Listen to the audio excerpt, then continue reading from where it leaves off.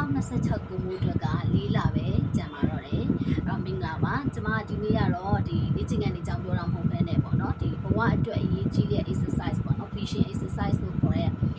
့ကျွန်တော်တို့အလေးအကျင့်လေးတစ်ခုပေါ့နော်။လေ့ကျင့်ခန်းလေးတစ်ခုကိုကျွန်မဒီနေ့ sharing လုပ်မှာပဲဖြစ်ပါတယ်။အဲ့တော့ပေါ့နော်လူတိုင်းကပေါ့နော်ကျွန်တော်လူငယ်ပဲဖြစ်ဖြစ်လူကြီးပဲဖြစ်ဖြစ်ပေါ့နော်ကိုယ့်ရဲ့အိမ်မက်တွေရှိတယ်ပေါ့နော် vision ဆိုတော့ရည်မှန်းချက်တွေရှိကြတယ်ပေါ့နော်။ငါဒီနှစ်ဆိုရင်ဒီ2026မှာမလုပ်မလဲပေါ့ဆိုတော့ကျွန်တော်တို့လေးဖြတ်တဲ့လူတွေမှာဆိုလို့ရှိရင်လေပေါ့နော်ကျွန်တော်တို့အဲ့လိုရှိမှန်းချက်တွေထားရမယ်ပေါ့နော်ဘာဖြစ်လဲဆိုတော့ကျွန်တော်တို့ကဟိုပေါ့တစ်နှစ်တောင်ကုန်သွားတယ်တိုးတက်လာလားမတိုးတက်လာလားမသိဘူးပေါ့နော်နေရာစုံနေတာလိုက်ပြီးတော့ရှောက်ပြီးတယ်ကိုပေါ့နော်ဘယ်နေရာမှာတိုးတက်လာလဲတိုးတက်လာလားမတိုးတက်လာဘူးဆိုတာတတိမထားမိဘူးဆိုလို့ရှိရင်ပေါ့နော်ကျွန်တော်တို့ရေရှည်ကြလို့ရှိရင်မကောင်းဘူးပေါ့နော်အဲ့တော့ဒီနေ့မှာကျွန်မကကြတော့ဒီ physiotherapist တရားအနေနဲ့ပေါ့နော်ဘယ်လိုရည်မှန်းချက်တွေချရမလဲဘာတွေလုပ်ရမလဲဆိုတာကိုလမ်းညွှန်ပေးသွားမှာပဲဖြစ်ပါတယ်အားလုံးပဲမင်္ဂလာပါကျွန်မကတော့အကျော်ဆက်နဲ့ခန္ဓာသဏ္ဍာန်မှုပညာရှင် physiotherapist ဆရာမဒေါက်တာတင်တီပဲဖြစ်ပါတယ်အဲ့တော့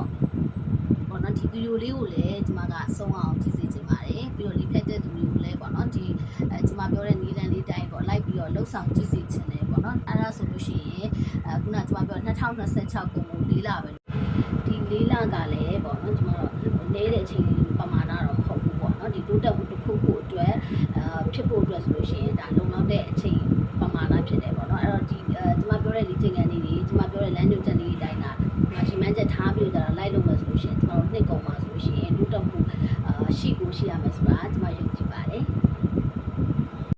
ကဲဟုတ်ပြီအဲ့ဆိုရှင်အခုပထမဆုံးပေါ့နော်ဘာလုပ်ကြမလဲဆိုလို့ရှင်ကျွန်တော်တို့ကိုယ့်အချိန်ကြီးကိုပြန်ပြီးတော့သုံးသပ်ကြမယ်ပေါ့နော်သုံးသပ်ကြမယ်ဆိုတော့အခုကျွန်မနဲ့တူလိုက်လုပ်မယ်သူရှိလို့ရှိရင်ပေါ့နော်မလုပ်နိုင်သူလို့ရှင်လည်းဟိုပါပေါ့နော်ဒီ save ထားလို့ရတယ်ပေါ့နော်ခုလိုမျိုးကျွန်တော်တို့ဆက်ဝိုင်းလေးပေါ့နော်ဆက်ဝိုင်းလေးခုလိုမျိုး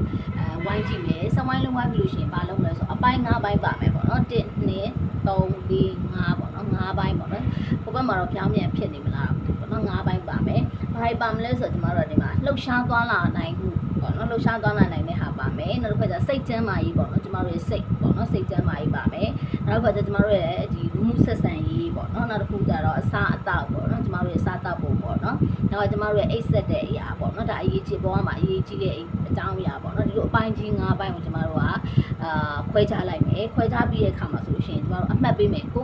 အခြေအနေကိုအမှတ်ပေးမှာပေါ့နော်3ညကနေပြီးတော့ကျွန်တော်တို့10မှတ်ထိပေါ့နော်10မှတ်ထိပေးမယ်3ညဆိုတာကြတော့0ကကြတော့ကျွန်တော်တို့ကလုံးဝလုံးဝစိတ်ဟိုပေါ့နော်မကျေနပ်တဲ့အနေထားပေါ့နော်လုံးဝကိုလုံးဝအားမရဘူးပေါ့နော်လုံးဝအားမရဘူးဆိုတဲ့အနေထားဆိုရှင်ကျွန်တော်တို့က3ညပေးမယ်ရန်ကိုစိတ်ကျေနပ်တဲ့အခြေအနေမှာဆိုလို့ရှင်တော့ကိုကောင်းတယ်လို့ခံစားရတယ်ဆိုလို့ရှင်ရန်စိတ်ကျေနပ်တဲ့အချိန်ပျော်ရွှင်ရတဲ့အနေထားဆိုရှင်တော့10မှတ်ထိပေးလို့ရတယ်ပေါ့နော်အဲ့တော့3ညနေပြီးတော့10မှတ်ပေါ့နော်ဒီအပိုင်းတစ်ပိုင်းကိုကျွန်တော်တို့3ညနေပြီးတော့10ပေါ့နော်ဥပမာဆိုလို့ရှင်ပေါ့နော်ကျွန်တော်တို့ကဒီဟိုလှုပ်ရှားသွားလာနိုင်တာမှာအခုကကျွန်တော်တို့ကအိမ်ထဲမှာရှောက်နိုင်တယ်အပြင်ကိုမရှောက်နိုင်သေးဘူးဆိုတာကိုဒါဆိုရှင်3မှတ်ပေးမလား4မှတ်ပေးမလားကိုပေးလို့ရတယ်ပေါ့နော်ကိုကြိုက်သူလိုပေးလို့ရတယ်အဲ့တော့ကျွန်တော်တို့ဒါမှမဟုတ်ရှင်ကျွန်တော်တို့ကဒီစိတ်ချမ်းသာရေးစိတ်အခြေအနေအောင်ကျွန်တော်တို့ပျော်ရွှင်တာလားပျော်ရွှင်မှုလားဝမ်းနဲ့လားပေါ့နော်ဒီနေရတာပေါ့နော်ပျော်ရွှင်လားမပျော်ရွှင်လားဒါဆိုလို့ရှိရင်ပြီးလို့ရတယ်ကျွန်တော်တို့လူမှုဆက်ဆံရေးဆိုလို့ရှိရင်ကျွန်တော်တို့အိမ်ထဲမှာပဲလားအပြင်မှာတကယ်ချင်းနေသွားတာအမျိုးတွေစီသွားလာနိုင်တာလားပေါ့နော်ဒါနောက်တော့အစားအသောက်ဆိုလို့ရှိရင်ကိုကောင်းစားရလားအဟာဖြစ်တာပေါ့နော်ကိုရဲ့အစားအသောက်ကိုလည်းဒါအမှတ်ပေးလို့ရတယ်ကိုရဲ့စိတ်ကြည်နေမှုပေါ်မှာပြီးတော့ပေါ့နော်ခါအိတ်ဆက်တာအိတ်တာရောကိုကောင်းအေးဝလားအိတ်နိုင်အိတ်ပြောလားပေါ့နော်ဒါကိုအခြေအနေကိုပေါ့ကျွန်တော်တို့ကဒါပြန်ပြီးတော့ဝေဖန်မှုမဟုတ်ဘူးပေါ့နော်ဝေဖန်မှုမဟုတ်ဘူးကိုအခြေအနေလေးကိုကျွန်တော်တို့ကသိအောင်ပြန်ပြီးတော့သုံးသပ်တဲ့သဘောပေါ့နော်ဒါလေးကိုကျွန်မဒီအပိုင်း5ပိုင်းမှာဆိုလို့ရှိရင်ကို3ညနေပြီးတော့10ထိပေါ့နော်တပိုင်းချင်းစီမှာဘယ်နှမှတ်ရလဲဆိုတာလေးကိုအရင်ဆုံးဟိုပေါ့နော်ဒီစဉ်းစားကြည့်နေရေးပြီးတော့ကျတော့ chart ကြည့်နေကြပါတယ်အဲ့ဒါဆိုလို့ရှိရင်ပေါ့နော်ကိုအမှတ်ပေးပြီးတော့ပြီးထင်တယ်ပေါ့နော်ကိုရဲ့အခြေအနေလေးကိုသိရပြီဆိုလို့ရှိရင်ကြတော့ပေါ့နော်နောက်တစ်ခုဘာကိုစဉ်းစားမလဲဆိုတော့ကျွန်တော်တို့ဘယ်ပိုင်းကိုကျွန်တော်တို့အခုတိုးတက်အောင်အရင်ဆုံးလုပ်မလဲပေါ့နော်တရားနဲ့တော့တူမှာမဟုတ်ဘူးတချို့ကြတော့လေတချို့က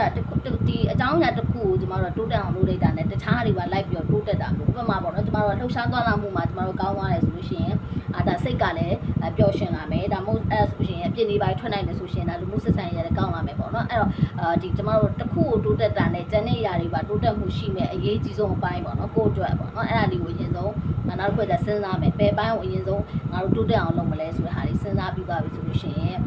ဒါကျမတို့ကပေါ့နော်ဥပမာဆိုရှင်လှုပ်ရှားသွားတာမှုမှာအခုကျမတို့က၄ပေးထားရဆိုလို့ရှိရင်နှစ်ကုန်ဆိုလို့ရှိရင်ကျမတို့ကခုန9လောက်ရောက်သွားဟေ့ဆိုလို့ရှိရင်ဒါကျမတို့တို့ကတိုးတက်တာပဲပေါ့နော်အဲ့တော့အခုကြည့်နေတဲ့သူတွေမှာဆိုလို့ရှိရင်လည်းစဉ်းစားပြီးသွားပြီဆိုလို့ရှိရင်comment လေးမှာရေးခဲ့ပေးပါဘယ်ပိုင်းမှာကိုမြင်အောင်ကြည့်ပေါ့နော်ဘယ်ပိုင်းမှာငါတိုးတက်ချင်တာလဲဆိုတော့စာလေးကိုစဉ်းစားကြည့်လို့ရပါတယ်ပြီးသွားပြီဆိုလို့ရှိရင်တော့ကျမတို့ကပေါ့နော်မြင်အောင်လဲကြည့်ပြီးသွားပြီပေါ့နော်ဘယ်ပိုင်းမှာတိုးတက်အောင်လုပ်မလဲဆိုတဲ့ဥစ္စာလေးကိုဆုံးဖြတ်ပြီးသွားပြီစဉ်းစားပြီးသွားပြီဆိုလို့ရှိရင်ကျမတို့ကနောက်ထပ်ပေါ့နော်အချိန် time ပေါ့နော်အချိန်ကာလတစ်ခုလေးသတ်မှတ်မယ်ဒါတော့ခုနကကျမပြောသလိုမျိုးပေါ့ဒီနှစ်ကုန်ပေါ့နော်နောက်ထပ်တန်တော့မဲ့၄လပေါ့နော်ဘာဖြစ်လို့ဆိုတော့အချိန်မသတ်မှတ်ထားဘူးဆိုလို့ရှိရင်ဒါကျမတို့ကဒီဘယ်အချိန်မှာတိုးတက်တာကိုကြည့်ရမလဲပေါ့ဘယ်အချိန်မှာမြင်ရမလဲဆိုတော့စာရမသေးကြမြင်ရအောင်အဲ့တော့ကျမတို့ကအခုနှစ်ကုန်မှာကျမတို့ဒီ၄လအတွင်းမှာပြန်ပြီးတော့သုံးသပ်မှာပေါ့နော်ပြန်ပြီးတော့ assess ပြန်လုပ်မယ်အဲ့ဆိုကျမတို့ action ယူရတာလဲပေါ့နော်ပြန်ပြီးတော့ကိုသုံးသပ်ဖို့အတွက်ကလည်းအရန်ကြီးဘယ်လိုပြောမလဲအချိန်ကြီးအရန်ကြီးစွဲနေကြမလို့တော့ပေါ့နော်ဒီနှစ်ကုန်ဆိုရှင်ဒါကြောင့်ကျမကအခုဒီ၄လပေါ့နော်၄လပြီးသွားလို့ရှင်ပြန်ပြီးတော့ဒီအနေထားလေးကိုပြန်ပြီးတော့သုံးသပ်စေချင်ပါတယ်အဲ့တော့ကျမတို့ကနော်ရှင်းလဲသတ်မှတ်ပြီးသွားပြီဒီနှစ်ကုန်မှာပြီးတော့နော်ကိုယ့်ရဲ့အနေထားလေးကိုသုံးသပ်ပြီးသွားပြီဆိုတော့ကြတော့ပေါ့နော်ကိုပဲနေရဘယ်အနေထားကိုရောက်နေဘယ်ပိုင်းကိုတိုးတက်အောင်လုပ်မှလဲဆိုတာအခုလောက်ဆိုလို့ရှိရင်တော့ရှင်းရှင်းလင်းလင်းသိသွားပြီထင်တယ်အဲ့တော့ပေါ့နော်အဲ့ဒီနေရာမှာအများကြီးတိုးတက်ဖို့မို့အများကြီးမှန်းကြမလို့ပေါ့နော်အများဆုံးတစ် point နှစ်ကုန်မှာ2 point တိုးတက်တယ်ဆိုလို့ရှိရင်ပဲဒါအောင်မြင်မှုကြီးကြီးမားမားပဲပေါ့နော်အဲ့တော့ကျမတို့ကဒီတိုးတက်အောင်မလုပ်မလဲဆိုတော့ပေါ့နော်အကြောင်းအရာကိုလည်းကိုယ့်ဘာကိုပဲပြန်ပြီးတော့စဉ်းစားရမှာအခုကတချို့ဆိုလို့ရှိရင်အိတ်ဆက်ဖို့အတွက်တိုးပတ်မှာပေါ့နော်အိတ်ဆက်တာနေရာမှာကျမတို့ကနောက်တစ်ဆင့်တစ်မှတ်ထပ်တက်ချင်တယ်ဆိုလို့ရှိရင်ကျမတို့အိတ်ဆက်ဖို့အတွက်ကောင်းကောင်းအိတ်ပြောနိုင်မှုတက်တာဆိုကျမတို့ဘာတွေလုပ်ကြမလဲစောစောအိတ်ရဝင်ကြမလားပေါ့နော်ဒီအချိန်မှန်အိတ်ရဝင်ကြမလားဖုန်းတွေ short ကြမလားပေါ့နော်ဒါမျိုးပေါ့နော်ဒါ coffee တွေ short တောက်မလားပေါ့နော်ဒါမျိုးပေါ့နော်လို့ပြော guideline တွေကိုလည်းကိုယ့်အကူပဲစဉ်းစားရမှာဖြစ်တယ်ကိုယ့်အကူပဲသုံးသပ်ရမှာပေါ့နော်လှုပ်ရှားသွားလာတဲ့သူတွေဆိုလို့ရှိရင်လည်းခုနလိုပဲပေါ့နော်ကျမတို့အိမ်ထဲမှာပဲလှုပ်ရှားနိုင်တဲ့သူဆိုလို့ရှိရင်လည်းကျမတို့ကနောက်တစ်ဆင့်ပေါ့နော်နောက်တစ်ဆင့်ပေါ့နော်အပြင်ကိုလမ်းလျှောက်နိုင်မှုပေါ့နော်ဥပမာပြောဆိုအိမ်ထဲမှာ9မိနစ်လောက်လျှောက်နိုင်တဲ့သူလို့ရှိရင်အများကြီးမဟုတ်ဘူးအိမ်ထဲမှာ9မိနစ်လောက်လျှောက်နိုင်တဲ့သူဆိုလို့ရှိရင်နောက်ထပ်ပေါ့နော်10မိနစ်လောက်အများကြီးမဟုတ်ဘူးနော်10မိနစ်15မိနစ်လောက်ဒီနှစ်ကုန်မှာရှောက်နိုင်တယ်ဆိုဒါသူ့အတွက်တိုးတက်မှုပဲဒီနော်အဲ့တော့10မိနစ်15မိနစ်လောက်ရှောက်နိုင်အောင်ငါဘာလေးကျင့်ကန်နေငါထပ်လုပ်မလဲဘာလေးလေ့ကျင့်မလဲတစ်နေ့ကိုငါဘယ်နှကြိမ်လောက်လေ့ကျင့်မလဲတစ်ခါလုပ်လို့ရှိရင်ငါဘယ်နှကြိမ်လောက်ထပ်လုပ်မလဲဘာလေးကျင့်ကန်နေငါထပ်တိုးပြီးကြတာလုပ်မလဲဆိုတော့ကိုပြန်ပြီးတော့ကြတော့ဘယ်လိုခေါ်မလဲအစီအစဉ်ပေါ့နော် plan ဆွဲရမှာဖြစ်ပါတယ်ဒါမှသာလို့ရှိရင်ကိုဘာတွေလုပ်ပြီးလဲဆိုတော့ဥစားကိုတိတိကျကျသိမှာလေเนาะအဲ့တော့ကိုယ့်ရဲ့အားနည်းတဲ့ဘက်ကိုသိသွားပြီဆိုရှင်ကိုပါတွေဒါတွေကိုတိုးတက်ဖို့အတွက်နောက်တစ် point တိုးတက်ဖို့အတွက်နောက်တစ်မှတ်တိုးတက်ဖို့အတွက်မလုပ်ရမလဲဆိုတော့စာကိုကိုယ်တိုင်စဉ်းစားပါကိုယ်တိုင် plan ချပါပေါ့နော်တခါတည်းနဲ့အများကြီးလုပ်စရာမလိုဘူးပေါ့နော်တခါတည်းနဲ့အများကြီးလုပ်စရာမလိုကိုလုံနိုင်တဲ့ပမာဏလေးကိုတစ်ဆင့်ချင်းစီနည်းနည်းချင်းစီပဲတိုးပြီးတော့ပဲလုပ်သွားဖို့ပဲလိုတာပေါ့နော်အဲ့တော့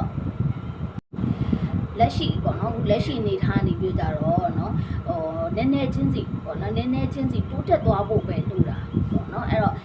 နောက်ထပ်အရေးကြီးဆုံးတစ်ချက်ကကြတော့ဗာလဲဆိုတော့ကိုယ့်ရဲ့ရီမန်းချက်ကိုအမြဲတမ်းပေါ့နော်ကိုယ့်ရဲ့ရီမန်းချက်ကိုကိုအမြဲတမ်းသုံးသပ်ပါနောက်ဆုံးမှာနေ့တိုင်းမဟုတ်ဘူးဆိုလို့ရှိရင်တော့ပါပဲပေါ့နော်ဒီတစ်ပတ်မှာဆိုလို့ရှိရင်ငါဘာတွေလုပ်ပြီးပြီလဲငါရီမန်းချက်ကဘာလဲဆိုတော့စာကိုအမြဲတမ်းပေါ့နော်လုပ်ပြီးပြီလားငါရီမန်းချက်ကဘာဖြစ်အောင်လုပ်ဖို့လဲငါဘာတွေလုပ်ပြီးပြီလဲဆိုတာပေါ့နော်အနည်းဆုံးနေ့တိုင်းမဟုတ်ဘူးဆိုလို့ရှိရင်တော့ပါပဲတစ်ပတ်ချင်းစီမှာပြန်ပြီးတော့ဒါသုံးသပ်လို့ရပါတယ်အဲ့တော့အများကြီးတိုးတက်ဆက်မလို့ပါဘူးတစ်ဆင့်ချင်းစီနည်းနည်းချင်းစီကနေပြီးတော့ small step ကနေမှကျွန်တော် big result ပေါ့နော်ကြီးကိုရတာပါအရေးကြီးဆုံးကတော့ခုနကိုချမှတ်ထားတဲ့ plan ပေါ့နော်နောက်တစ်မှတ်ထပ်တက်ဖို့အတွက်ဒီနှစ်ကုန်မှာတိုးတက်ဖို့အတွက်ကခုနကိုချမှတ်ထားတဲ့ plan ပေါ့နော်ပေလေးကျင့်ငန်းတွေကိုဗာလေးကျင့်ငန်းတွေကိုငါတနေ့ကိုဘယ်နဲ့ချိန်လုံးမယ်အခောက်ကြီးဘယ်လောက်လုံးမယ်ဗာတွေလုံးမယ်ဆိုတဲ့ဥစ္စာတွေကိုကိုပေါ့နော်အမြဲတမ်းသတိပေးပါအမြဲတမ်းလုံးဖြစ်နိုင်အောင်စူးစမ်းပါဆွဲရှိပါနောက်တစ်ခုကကိုလုံနိုင်တယ်ပေါ့နော်ဒီနှစ်ကုန်မှာငါဒီတိုးတက်အောင်လုံနိုင်တယ်ဆိုတဲ့ယုံကြည်ချက်လဲထားပါဒါလည်းရေးကြည့်ပါတယ်ပေါ့နော်လေ့ကျင့်ခန်းအနေနဲ့ပေါ့နော်လေ့ကျင့်ခန်းအနေနဲ့ပတ်သက်ပြီးတော့ အသိကျင်တာတွေရှိလို့ရှိရင်လည်းကျွန်တော် comment မှာလည်းမေးလို့ရပါတယ်ပေါ့နော်လေ့ကျင့်ခန်းတွေလိုအပ်တဲ့အကူအညီရှိရဆိုလို့ရှိရင်လည်းကျွန်မ YouTube မှာတင်ထားတဲ့ဗီဒီယိုလေးကိုကြည့်ပြီးတော့ဗီဒီယိုတွေကြည့်ပြီးတော့ like ပြီးတော့လေ့ကျင့်လို့ရပါတယ်ဒါမှမဟုတ်နီးစက်ရပေါ့နော်ဒီကိုယ်နဲ့နီးစက်တဲ့စီယုံစီကနေမှဒီပြန်လည်သက်ဆိုင်ဌာနရှိရဆိုလို့ရှိရင်လည်းတွားပြီးတော့ကြွကျင်တဲ့ဆရာဆရာမတွေနဲ့လည်းကုသနိုင်ပါတယ်အဲ့တော့ဒီနှစ်ကုံမှာအားလုံးပဲပိုကောင်းတဲ့နောက်တစ်ဆင့်ပေါ့နော်နောက်တစ်မှတ်ရောက်နိုင်တဲ့နောက်တစ်ဆင့်ကိုရောက်နေတဲ့သူတွေဖြစ်ကြမယ်လို့လည်းကျွန်မယုံကြည်ပါတယ်အားလုံးလည်းပိုကောင်းတဲ့ဘဝတွေပေါ့နော်မြန်မြန်ပိုကောင်းတဲ့ဘဝတွေလည်းရရှိကြပါစေမြန်မြန်လေးသက်သာပါစေအားလုံးပဲစိတ်ချမ်းသာကိုယ်ချမ်းသာကြပါစေရှင်